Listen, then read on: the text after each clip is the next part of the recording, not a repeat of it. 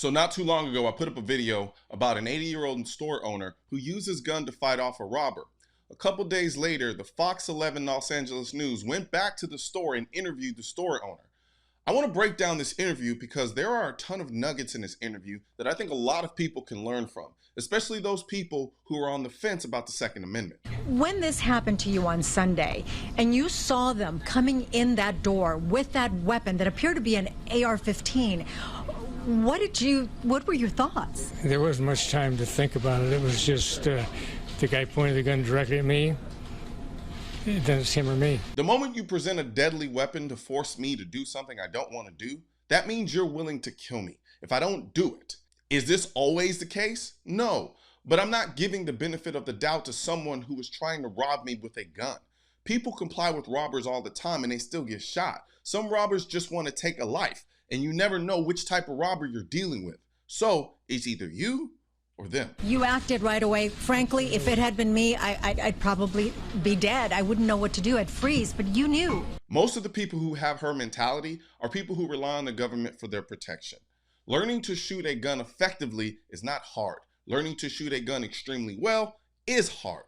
You don't have to know how to shoot a gun extremely well in order to be able to protect yourself effectively with a gun against the vast majority of criminals. The anti-gun lobby doesn't want you to know that. Most criminals are not Navy SEALs. Matter of fact, most criminals don't actually know how to shoot well because they don't train. This reporter could take one good firearm self-defense course and be more than adequate enough to deal with most criminals.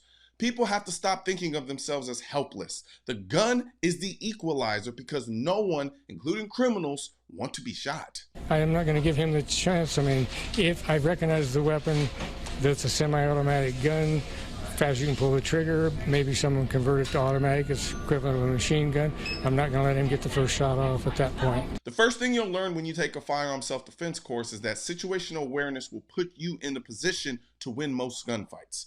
It wasn't that he was such an amazing shot that he saved himself. It was the fact that he had a situational awareness and a tool to deal with the information that his situational awareness gave him. The reaction, not just here in Norco, but in Southern California, has been incredible. People and business owners who say, we are so tired of this crime wave. We are so glad that you defended your business. Yeah, well, I don't know that I did anything that somebody else wouldn't have done, but two things. We need more people to stand up, but more than that, probably get on the wrong side of some people here, but the politicians, there's people out there that are not the best of people. There's people that choose to be burglars. There's people that choose to be armed robbers. And I had one guy one time, he told me specifically he was a burglar. I mean, I had him in handcuffs. He was going to jail, and he's talking to me. He's a burglar. He says, that's what I do. He says, I wait till it gets dark and I go burglarize places.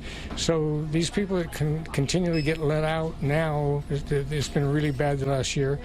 Those people, the majority of them, are going to go right back to what they used to do. So the crime rate is escalating, and it's going to continue to escalate until they start putting the people away that are doing the bad things.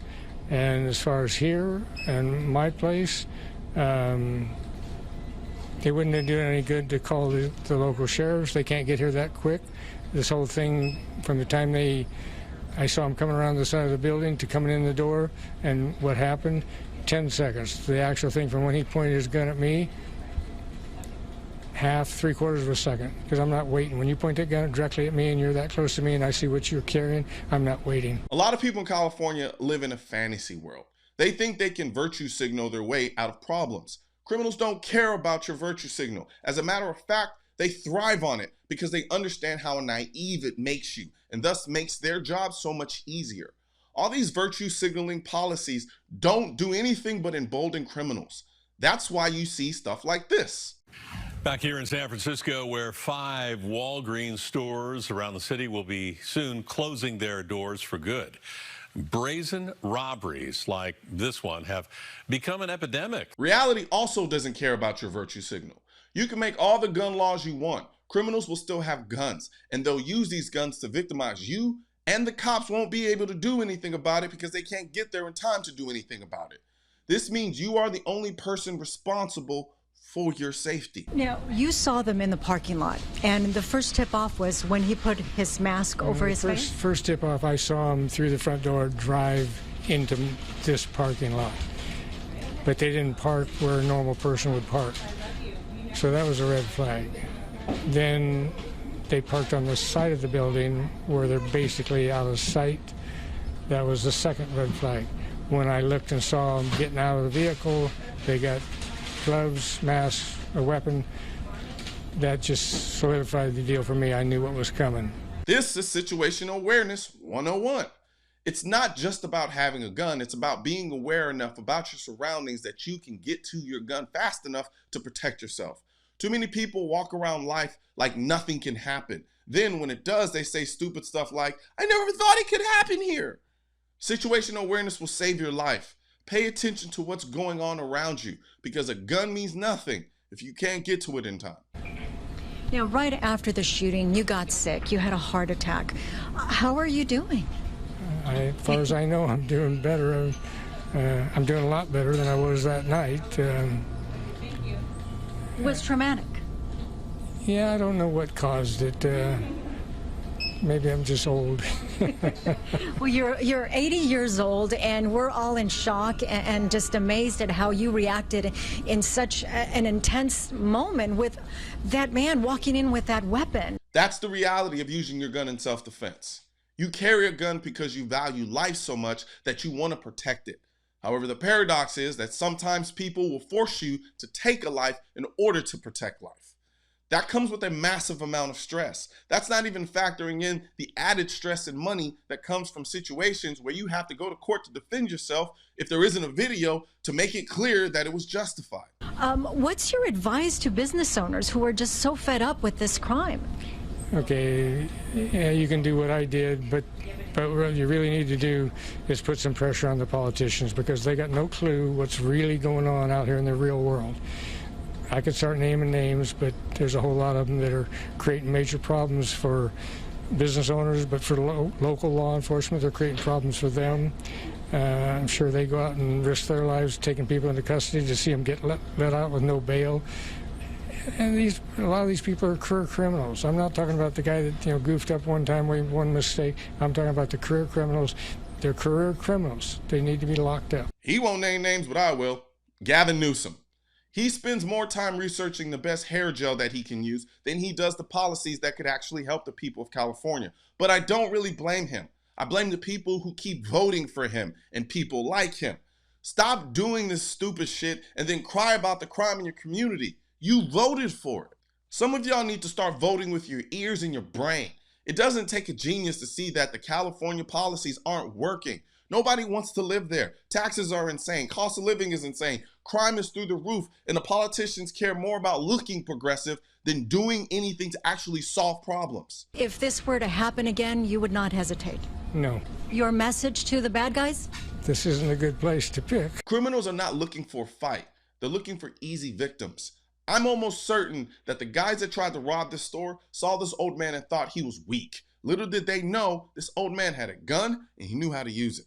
The only things criminals respect are consequences. California politicians all but removed any real legal consequences for criminal actions, and they've made gun ownership as hard as possible for their citizens. So very few people have guns to defend themselves. So the criminals know that no one will have a gun to defend themselves if they decide to do something. And they also know that even if they are caught, they'll just get a slap on the wrist. So what do you think they're gonna do? They're gonna keep doing criminal shit. Once good people start fighting back and defending themselves with their own legal guns, criminals will start rethinking who and what they attack. It's that simple. It's why mass shooters always go to gun-free zones. Gina, one question for him.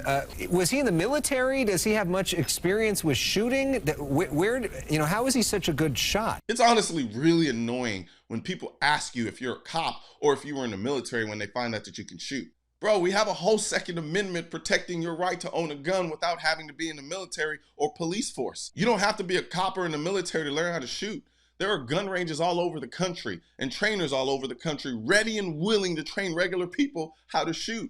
Use them. When I was a kid, when I was 10, I had a gun, and I grew up in Illinois. We had a lot of small game, squirrels, rabbits, quail. I put a lot of food on the table on a regular basis, and I had a single shot, so ammunition was expensive when I had to buy it myself. 50 cents was a lot of money, and you don't want to miss. You single shot, don't miss. Yeah. So it still holds true. People keep talking about raising the age limit on gun purchases. How about people stop raising shitty kids and we won't have to worry about what age they have a gun because they were raised correctly? There was a time where a kid with a gun was normal and there were no issues. The gun didn't change. So ask yourself, what did? This man said he had a gun since the age of 10. Did he become a mass shooter? No. He became an 80-year-old man who used a gun to defend himself against someone who likely knows less about guns now than this man did at the age of 10. The issue is not the gun. The issue is people and parents who raise shitty people. All this talk about raising the age limit on when someone can buy a gun, he had one at 10. But because he wasn't raised to be a shitty person, he grew up to be a perfectly normal person. People, you are not a victim. You can be a potential victim if you don't do the things that are necessary to prevent that from happening. But that's why we have the Second Amendment. Because we understand that cops can't always be there. Criminals will always be criminals. And it doesn't matter what laws you put in place, criminals will still find a way to get their hands on guns. So what does that mean for you? That means you have to be in a position to defend yourself. And that's what I'm the Militia is about. It's the idea and the accepting of the fact that I can only rely on myself when it comes to protecting myself and protecting the people that I love and care for. So do what needs to be done in order to put yourself in the best position to do that. Get training, get a gun, learn gun safety, because at the end of the day, no one's going to be there to help you. You might get lucky in some instances, but you only have one life. Are you willing to put that one life up against the small chance that somebody might be there to protect you? Or will you take your life into your own hands, get the training you need to get, and be able to defend yourself if someone comes up and tries to threaten that life? And that's what this is about, because you are the militia when it comes to protecting yourself, when it comes to protecting your family, and even when it comes to protecting this country that you live in. So for those wondering, the I'm the Militia shirts and the Essential Guns Are Essential hat are at shop.mrcolionnoir.com. And also for those who want to learn more about getting concealed carry insurance and learning about the benefits that come with being a USCCA member, I'm going to put a link in the description section of this video. You know how frightening it is to think about what happens in the moments before, during, and even days after having to use your gun in self-defense? When you first start carrying a gun for protection, it can be a very scary and nerve-wracking experience, especially if you haven't gotten the education and training you need to feel confident. I've been there myself, hoping I never have to go through a self-defense shooting, which is why I'm a member of the USCCA. As a USCCA member, you can eliminate some of the stress of carrying a gun for protection by accessing the amazing wealth of firearm education, training, and current state-specific gun laws of your state or states you may travel to. This can help you be prepared for or hopefully even avoid a self-defense incident. As a bonus, members automatically become insured on the self-defense liability insurance policy purchased by and issued to the USCCA. Click below to learn more. You know, we talk a lot about empowerment in this country, except for when it comes to the Second Amendment. However, I can't think of anything more empowering than having the most effective tool to protect you and your family. So help me spread this message by liking and sharing this video with everyone you know.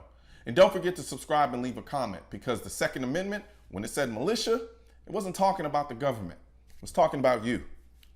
Also, if you want to know where to find the I'm the Militia shirt and merchandise, click the I'm the Militia link in the description section of this video. And don't forget to subscribe to the channel. And most importantly, make sure you hit that bell symbol.